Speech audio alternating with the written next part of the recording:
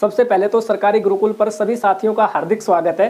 GD के जवानों, डरने की कोई बात नहीं है। फॉर्म रिजेक्ट को लेकर जो भी मामला है वो मैं यहाँ क्लियरली आपको बताने वाला हूँ, ठीक है। और समय रहते आप अपनी गलती सुधार लेना, किसी का फॉर्म रिजेक्ट नहीं होगा। बाकी आप अगर ज्यादा इंटेलिजेंट बनते हो, ज्यादा समझदार बनते हो तो हमें कोई प्रॉब्लम नहीं है भाई, ठीक है। आपका फॉर्म रिजेक्ट होगा, आपके सपने टूटेंगे, हमारा क्या जाएगा। हमारा काम यह है आपको समय से पहले सावधान करना और आपको बताना कि आपने कोई गलती तो नहीं की है। बाकी गलतियां आप ही सुधारेंगे, अपनी गलतियों को आप ही देखेंगे। चलिए बात कर लेते हैं कि किस किस कैंडिडेट का फॉर्म रिजेक्ट होगा। एसएससी जीडी 2022 की जो वैकेंसी है इसमें बदलाव हुआ है, ये बात आप सभी को पता है। और इस बदलाव को लेकर आपका जो ऑफिशियली सवाल है वो क्या बन रहा है कि दोस्तों कि हमारा जो फोटो है उसके नीचे हमने डेट ऑफ बर्थ या फिर जिस दिन फोटो खिंचवाई है वो डेट लिखी है तो क्या फॉर्म रिजेक्ट होगा। कुछ लोग कह रहे हैं कि हमने फोटो के नीचे डेट ऑफ बर्थ या फिर जिस दिन फोटो हमने खिंचवाई है वो डेट नहीं लिखी है तो क्या हमारा फॉर्म रिजेक्ट होगा। तो इसका जवाब आप पहले सुन लीजिए। 2021 यानी 2022 से पहले जो भी जीडी की वैकेंसी आई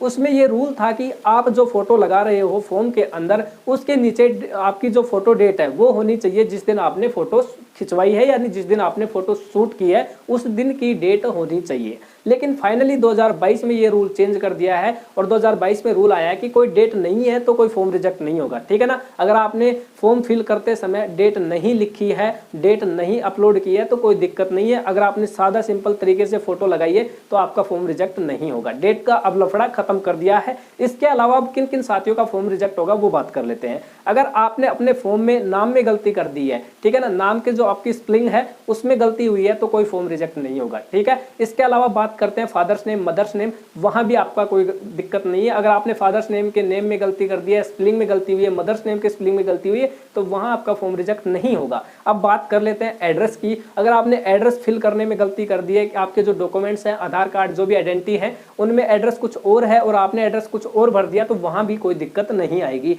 इसके अलावा बात करते हैं आपके 10th 12th जो भी आपने लगाया है उसके रोल नंबर में या फिर उसके अंदर जो आपके नंबर परसेंट बने हैं उसमें आपने गलती की है तो वहां भी आपके लिए कोई दिक्कत नहीं होगी। इतना आपको क्लियर हुआ। तो दिक्कत कहां होगी? दिक्कत जो रहेगी वो आपके फोटो में और इसके अलावा जो आपने साइन किए हैं उसमें रहेगी, ठीक है। इसके अलावा एक पॉइंट बताता हूं, जो बंदा चश्मा लगा के फोटो खिंचवाया है उसका फॉर्म रिजेक्ट होगा, ठीक है। चलिए मैं आपको यहाँ क्लियरली दिखा देता हूँ।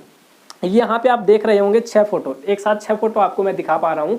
6 फोटो में जो सबसे पहले फोटो है, ठीक है ना, सबसे पहले वाले फोटो को देखिए, ऊपर लिखा हुआ है एक्स्ट्रा कलर। एक्स्ट्रा कलर का मतलब आप समझ पा रहे होंगे, बंदे का जो फेस है वो क्लियरली दिख रहा है, ठीक है ना। लेकिन ये फोटो रिजेक्ट माना जाएगा अगर आपने ऐसा फोटो लगाया है जिसमें क्लियरली फेस दिख रहा है लेकिन जो कलर है वो ज्यादा है, ठीक है, एक्स्ट्रा ज्यादा कलर है तो वो फॉर्म आपका रिजेक्ट हो जाएगा। ये एसएससी की नई गाइडलाइन है। इसके अलावा दूसरे नंबर पे जो आप फोटो देख रहे हो उसमें चेहरे को जूम किया हुआ है। काफी लोग क्या करते हैं, कन्फर्मली लड़कियां ज्यादा करती हैं, लड़कियां क्या करती हैं अपना जो फॉर्म है अपने भाई से, अंकल से, पापा से भरवाते हैं और वो क्या करते हैं एक लड़की की छोटी फोटो लेके जाते हैं और वहां पे साइबर कैफे या फिर हम खुद अगर फॉर्म अप्लाई करते हैं तो फोन से उस फोटो को शूट करते हैं। तो वहां पे कभी तो इतना चेहरा कट जाता है, कभी एक साइड का कान कट जाता है फोटो में, कभी बाल कट जाते हैं। तो यहाँ पे आप देख लीजिए जो फोटो आपने जूम करके लगाई है जिसमें आपका कुछ भी कट रहा है यानी चेहरा क्लियरली नहीं आ रहा है, मान लीजिए आपका इतना सा हिस्सा कट रहा है, ऊपर का हिस्सा कट रहा है तो फिर वो फॉर्म रिजेक्ट हो जाएगा, ठीक है ना। अगर आप जूमिंग फोटो लगाए हो तो यानी टू